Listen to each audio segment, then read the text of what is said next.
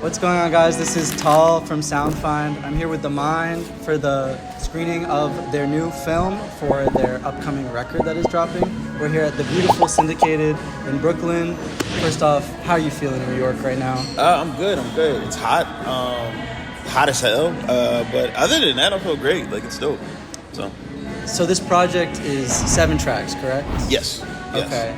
So how do you feel about dropping a 7-track album versus like living in this age where rappers are dropping like 15, 16 deluxes with 30, et cetera, et cetera? Yeah, I think like for real, like I think the place that I'm at right now is if you finish a thought, that thought could be 12 songs, that thought could be 15 songs, that thought could be 36 songs. But if it's a continuous thought all the way through, then and you get there's a beginning, middle, and end. You know, art is subjective. However you want to get to that. I think at first I was nervous about it. I thought to myself, I was like, oh, maybe this is too short. But, you know, I think as time is going on, I've made my album shorter and shorter. And the attention span is shorter, too. So I think like I think it's the perfect sample size. Or a full course meal, however you want to take it. So do you think that you subscribe to the idea of, like, conceptual records over, like, just a bunch of really good singles? Like, you like it to coalesce into a consistent vision? Guaranteed. I think, like, even when we were having conversations about dropping singles, I always get kind of iffy because I think all of the songs do better next to each other. But at the same exact time, I understand the single game. I understand, like, all of that. But I'm not really into trying to make a playlist. I want to make an album that tells a cohesive story. So you like storytelling records then? Of course, yeah. What are some of your favorite, like, conceptual albums, I guess? My favorite conceptual albums, I would say My Beautiful Dark Twisted Fantasy was a great one. I think Nostalgia Ultra, The Weeknd's last project, which was that... it's like a trilogy. Yeah, it was the one where he was like, it was like a midnight radio show type thing. That one was really good. Yeah, he had Jim Carrey. Yeah. So any album that's like that, where they build it into a character and they completely see it all the way out. A lot of Prince records, I feel like, are told in like kind of chronological order. Purple Rain, like, so yeah. I feel like a conceptual record that I really like that is more recent is Care For Me by Saba. Oh yeah, I feel like that definitely like took the idea of a conceptual record and executed it really well. For sure, perfectly actually, yeah. Speaking of Saba and Chicago, you are from Chicago.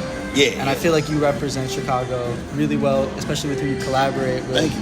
How do you feel about working with people from Chicago versus working with people internationally or other parts of the States? Do you prefer to keep it at home with your collaborators, including Aaron Allen Kane and other people? Yeah, so I'm originally from Philly, but Chicago's like adopted me. And I think the Chicago community, like, we've made so many songs that some of them that will never see the light of day, and then so many of them that, you know, end up coming out and being people's favorite songs. I think it's special to me just to create with people that I've built bonds with over the years. That's something that you can't replace. The I guess the how you two are synced up, the symbiotic relationship that you kind of have. You can't fake that, like, you know. And so I think I would always prefer working with someone that I know personally over just like a big name rapper. Yeah. Like, you know what I'm saying? I and even on this project, I think I collabed with like a lot of my friends. They're not like names that are the biggest name in the world, but they are, like, to me, like, I think they're some of the best artists who exist, you know, in the game right now. So yeah. So do you prefer to work in a studio with other people in real life, or do you send voice memos and shit back and forth? I would prefer to work in the studio with people, but I don't mind, like, however the record gets done. We're in 2024, like, I think, like, people send off records all the time, like, you know what I'm saying? We went to Nashville to do, like, the strings on this, so, like, the homie Eugene, he also was, like, on family vacation on some of these records, so he's, like, working off of his family's piano, so it's cool.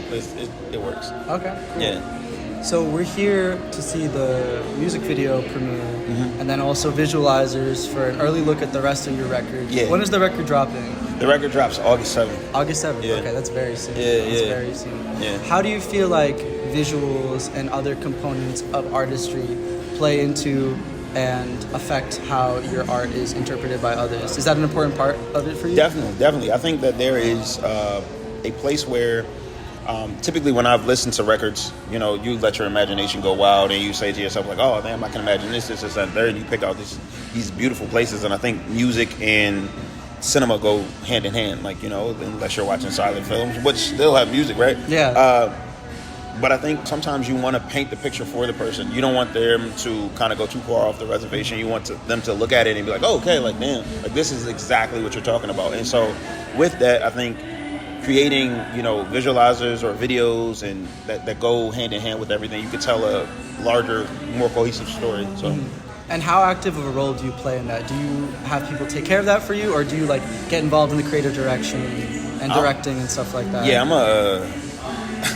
I'm an all hands on type guy. Like, you know what I'm saying? Like, I think, like, for me, it's always like, I love letting specialists do what they do, but I also love participating in it, and I love art. Like, I love watching things come together, even if it's sometimes just like a learning process for me. The majority of the time, I like to be directly into it, like, you know what I'm saying? Because I know who these characters are. I know what this vision is, so I want to, have as much creative say as possible, but I also love to let the wonderful and exceptional individuals that I work with do everything on their own too. Let them cook. Yeah. Okay, cool. And are you like a film person? Yes. Yeah. Yeah. What are some of my favorites? Or directors or whatever? My favorite director, I like Hiro. He does a lot of childish stuff. Hiro Murai. Yeah. Okay. In the video world, I love Dave Free and the Little Homies. I love the things that Tyler's getting done. Somebody asked you a question, then you blank on everything. I mean, that's a good enough answer. If you Yeah, thank you. Okay, just as we're wrapping up, one of the last questions I'll ask you is, how do you find new music? What do you do? Are you on playlists? Are you on algorithms? Or is it just like friend recommendations? Like, what's your preferred method? My preferred method is probably friend recommendations. I love that my friends have amazing taste, and I love that we're all so eclectic and so, like, weird and different. So because of that, like, somebody will always send me a new song and be like, yo, you like this? And I'm like, yo, this is fire. Or they'll make me a playlist, and that's dope. And then I just know so many of my friends who make music, so just like getting their new music is always cool too. So yeah. Do you believe in guilty pleasure music? Is there such a thing? I believe that there are, like, guilty pleasure movies. I watch a bunch of terrible movies for no reason. Like, I watch Sharknado. Why the fuck would I ever do that? Like, but shout out Sharknado. But I watched it. You know what I'm saying? And I think I think guilty pleasure music is important. I think sometimes everything doesn't have to be so serious. So, yeah. Cool. All right. Well, listen, that was theMIND. We're about to watch the new music video. Record drops August 7th. Yeah. Listen to it. And yeah, that's it. Thank you, dude. Thank you. Appreciate it.